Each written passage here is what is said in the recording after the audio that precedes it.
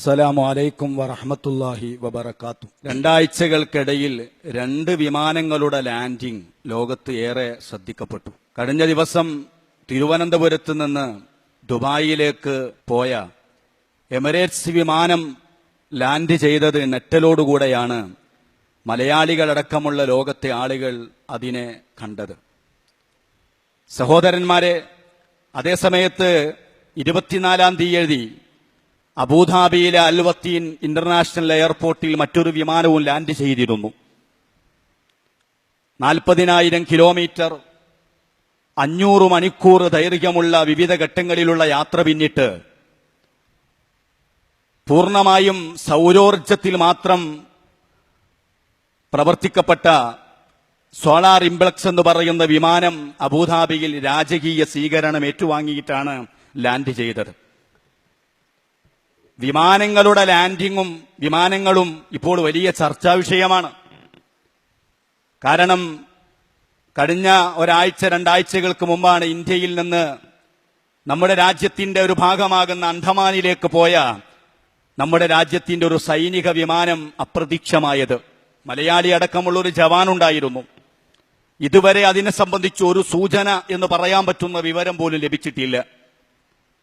2 വർഷങ്ങൾക്ക് മുമ്പാണ് മലേഷ്യയിൽ നിന്ന് പറന്നുയർന്ന മറ്റൊരു വിമാനം 100-200 വരുന്ന യാത്രക്കാരുമായി അപ്രത്യക്ഷമായി. ഇപ്പോഴും കൃത്യമായ ഒരു വിവരവും അതിനെ സംബന്ധിച്ചില്ല.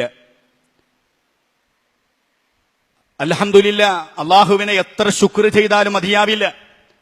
കാരണം മലയാളികൾക്ക് വളരെ കൂടുതൽ കണ്ണുനീര് സമ്മാനിക്കുന്ന ഒരു ലാൻഡിംഗ് ആയിരുന്നു സത്യത്തിൽ ദുബായ് എയർപോർട്ടിൽ എമിറേറ്റ്സ് വിമാനം ലാൻഡ് ചെയ്തപ്പോൾ അതിന്റെ പരിണിതി ആകാൻ സാധ്യതയുണ്ടായിരുന്നത്. അതേസമയം 300ഓളം യാത്രക്കാർ 90 സെക്കൻഡ് കൊണ്ട് എമർജൻസി എക്സിറ്റിലൂടെ പുറത്തിറങ്ങി രക്ഷപ്പെട്ടത് നമുക്ക് വലിയ സന്തോഷമായി.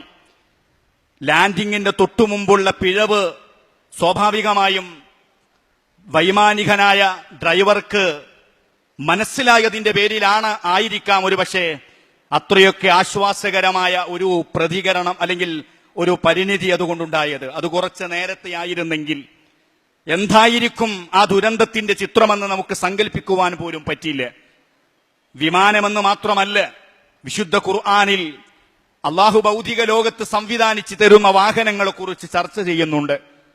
ഏതു വാഹനങ്ങളെക്കുറിച്ചും ചർച്ച ചെയ്യുമ്പോ അവിടെയെല്ലാം മനുഷ്യരാവുന്ന ഭൂമിയിൽ അള്ളാഹു ആദരവ് നൽകിയ സൃഷ്ടിയുടെ ഏറ്റവും വലിയ അത്ഭുതമാകുന്ന ബുദ്ധിയിലൂടെ അവൻ ലോകത്ത് സംവിധാനിച്ചു കൊണ്ടിരിക്കുന്ന ഭൗതിക സംവിധാനങ്ങൾ അതൊക്കെ ആശാവഹമാണ്, സന്തോഷകരമാണ്. മനുഷ്യന്റെ വലുപ്പവും മികവും കഴിവും യോഗ്യതയും അവന്റെ അംഗീകാരവുമൊക്കെ ഓരോ പുതിയ പുതിയ കണ്ടെത്തലുകളുടെയും പിന്നിൽ നമുക്ക് തീർച്ചയായും സന്തോഷിക്കുവാൻ വകുപ്പുണ്ട്. എന്നാൽ മനുഷ്യൻ അവൻ അള്ളാഹു കൊടുത്ത ബുദ്ധി എന്ന് പറയുന്ന മഹാത്ഭുതം ദൃഷ്ടാന്തം, പ്രപഞ്ചത്തിൽ ധാരാളം ദൃഷ്ടാന്തങ്ങളുണ്ട്. ആ ദൃഷ്ടാന്തങ്ങളിൽ ഏറ്റവും വലിയ ദൃഷ്ടാന്തം എന്തെന്ന് ചോദിച്ചാൽ പഠിക്കുന്ന, അന്വേഷിക്കുന്ന, ചിന്തിക്കുന്ന ആളുകളൊക്കെ പറയും ആ ദൃഷ്ടാന്തം മനുഷ്യന്റെ തലച്ചോറും ഹൃദയവുമാണ്. അതുകൊണ്ടല്ലേ മഹാന്മാര് പറഞ്ഞത്, മഹാനായ അമീറുൽ മുഅ്മിനീൻ ഫിൽ ഹദീസ് ഇമാം ബുഖാരി റഹ്മത്തുള്ളാഹി അലൈഹിയെ സംബന്ധിച്ച് തന്റെ ബ്രെയിനിനെ സംബന്ധിച്ച് മഹാന്മാര് പറഞ്ഞൊരു പ്രയോഗമുണ്ട്, ആയത്തും മിൻ ആയാത്തില്ലാഹി ഫിൽ അർള്. ഇമാം ബുഖാരി റളിയല്ലാഹു അൻഹുവിന്റെ ബ്രെയിൻ, തലച്ചോറ്, തന്റെ ബൈഹാർട്ടിനുള്ള മികവിനെ കുറിച്ച് പറഞ്ഞിട്ട് പറഞ്ഞു, ഭൂമിയിൽ പ്രപഞ്ചത്തിന്റെ അനാഥനായ അള്ളാഹു മനുഷ്യർക്ക് പ്രപഞ്ചത്തിന്റെ നാഥനെ മനസ്സിലാക്കുവാൻ സംവിധാനിച്ച ദൃഷ്ടാന്തങ്ങളിൽ ഒരു മഹാദൃഷ്ടാന്തമാണ് മഹാനായ ഇമാം ബുഖാരിയുടെ തലച്ചോറും ഹാർട്ടും, അല്ലെങ്കിൽ തന്റെ കൂവത്ത് ഹാഫിള എന്ന ബൈഹാർട്ടിനുള്ള മികവ് എന്ന് ലോകം പറഞ്ഞത് വെറുതെയല്ല. 2 സുഹൃത്തുക്കളോടൊപ്പം, പ്രായമുള്ള സുഹൃത്തുക്കളോടൊപ്പം നിരന്തരം ഗുരുവര്യന്മാരെ സമീപിച്ച് 18ഓളം ദിവസം പിന്നിട്ടു. ഒപ്പമുള്ള സുഹൃത്തുക്കൾ അവരെന്ത് ചെയ്യുന്നു? എഴുതിക്കൊണ്ടിരിക്കുന്നു. ഇമാം ബുഖാരി ചെറിയ കുട്ടിയാണ്, എഴുതുന്നില്ല. അവര് ചോദിച്ചു, എന്താ നീ എഴുതാത്തത്? പക്ഷേ അവരോട് പറഞ്ഞു, നിങ്ങൾ ഇത്രയും ദിവസം എഴുതി വെച്ചതൊന്ന് പറയൂ എന്ന് പറഞ്ഞു. ഒറ്റ കേൾക്കൽ 15,000-ലേറെ ഹദീസുകൾ അങ്ങ് പറഞ്ഞു നിർത്തിയെടുത്ത് നിന്ന് ഇമാം ബുഖാരി നേരെ 15,000 ഹദീസ് വിശദീകരിക്കുകയാണ്. ലോകത്ത് വലിയൊരു ദൃഷ്ടാന്തം തന്നെയാണത്. ഞാൻ പറയുന്നത്, മനുഷ്യൻ അള്ളാഹു കൊടുത്ത ഏറ്റവും വലിയ മഹാ ദൃഷ്ടാന്തമാകുന്ന തലച്ചോറുകൊണ്ട് സംവിധാനങ്ങൾ ഉണ്ടാക്കുമ്പോഴും എല്ലാ സംവിധാനങ്ങളുടെയും യഥാർത്ഥ നിയന്താവ് അല്ലാഹുവാണ്. അതാണ് ഏത് വാഹനങ്ങളിലും യാത്ര ചെയ്യുമ്പോ സുബ്ഹാനല്ലദീ സഖറ ലനാ ഹാദാ വമാ കുന്നാ ലഹു മുഖ്രിനീൻ ഇന്നാ ഇലാ റബ്ബിനാ ലമുൻഖലിബൂൻ.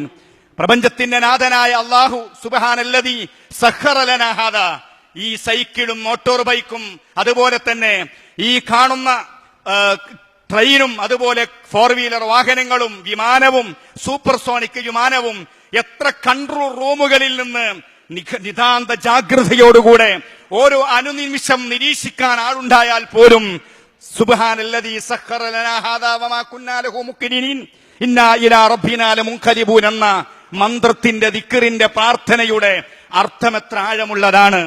പ്രിയപ്പെട്ട സഹോദരന്മാരെ, ഞാൻ പറഞ്ഞു വന്നത് നാം ഇതുപോലത്തെ ദുരന്തങ്ങളെ കാണുമ്പോൾ ചിന്തിക്കേണ്ട ഒരു കാര്യമാണ്. കാരണം ഇതിനെ നമുക്ക് കീഴ്പ്പെടുത്തി തന്നവൻ അല്ലാഹുവാണ്. എല്ലാ കൺട്രോളും വിടുമ്പോൾ മനുഷ്യന്റെ കൺട്രോളുകൾക്ക് പരിധിയുണ്ട്. ആ കൺട്രോളുകൾക്കിടയിൽ ഇതിനെയൊക്കെ നിയന്ത്രിക്കുന്ന റബ്ബിനെ ഓർക്കണം. അപകടം സംഭവിച്ചാലും സുരക്ഷിതമായി ലാൻഡ് ചെയ്താലും ഈ ദിക്റിന് പ്രാധാന്യമില്ലേ? സുരക്ഷിതമായി ലാൻഡ് ചെയ്താലും ഈ ദിക്റിന്റെ പ്രാധാന്യം എന്താണ്? പടച്ചവന്റെ നിയന്ത്രണം കൊണ്ട് മാത്രം ഞാൻ ഇവിടെ എത്തിച്ചേർന്നു. എന്ത് സംഭവിച്ചാലും ജീവിതം അവസാനിച്ചാലും മടക്കം അല്ലാഹുവിലേക്കാണ്.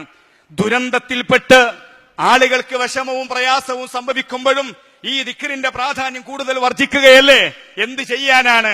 നമ്മുടെ നിയന്ത്രണങ്ങളൊക്കെ അപ്പുറം റബ്ബിന്റെ നിയന്ത്രണങ്ങളുണ്ട്. ആ നിയന്ത്രണത്തിൽ അപ്പുറം ഒന്നുമില്ല. എന്ത് സംഭവിച്ചാലും മടക്കം സിട്ടാവിലേക്കാണ്.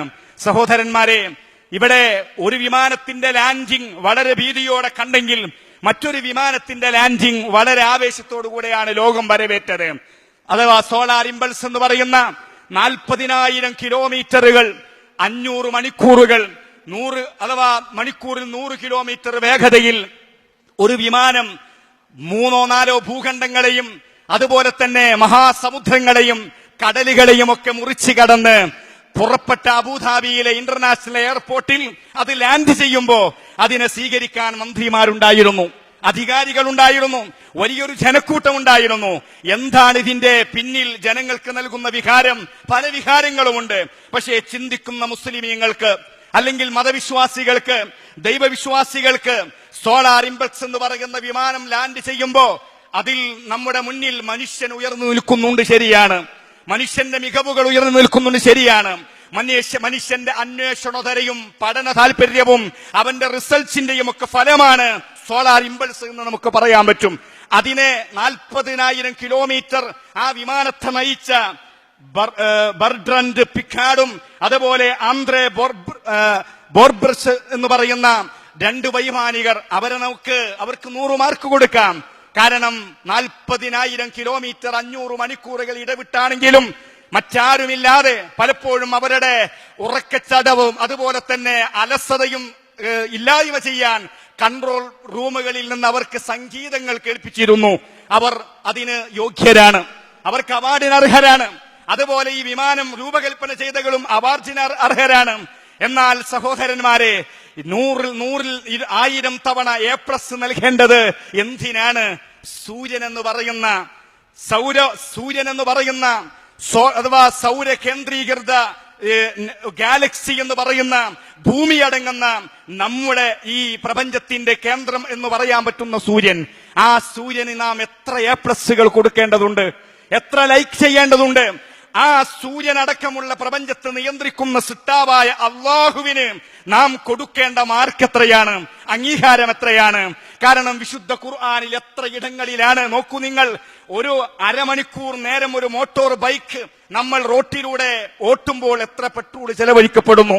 ആ പെട്രോളിന്റെ പൈസ കണക്കൂട്ടുക. 500 മണിക്കൂർ 40,000 കിലോമീറ്റർ 9,000 മീറ്റർ 9 കിലോമീറ്റർ ഹൈറ്റിൽ വരെ സഞ്ചരിക്കാവുന്ന ഒരു വിമാനം അങ്ങനെ 40,000 കിലോമീറ്റർ താണ്ടി ലാൻഡ് ചെയ്യുമ്പോ അതിന് ഇന്ധനം നമ്മുടെ ഇന്ധനം നാം കൊടുത്തിരുന്നെങ്കിൽ എത്ര കോടിക്കണക്കിന് ഡോളറുകൾ, ആയിരങ്ങൾ ചെലവഴിക്കേണ്ടി വരും. പക്ഷേ 40,000 കിലോമീറ്റർ താണ്ടി ഭൂമിയിൽ ലാൻഡ് ചെയ്യുന്ന ആ ഒരു തുള്ളി നമ്മുടെ ഭൂമിയിൽ നിന്ന് കുഴിച്ചെടുത്ത റബ്ബിന്റെ ഇന്ധനം തന്നെയാണ് അതും. പക്ഷേ നമ്മൾ അത് ഉപയോഗിച്ചില്ല, മനുഷ്യരത് ഉപയോഗിച്ചില്ല. നാം മനസ്സിലാക്കണം, എത്ര നമ്മൾ വിലയിടേണ്ടി വരും.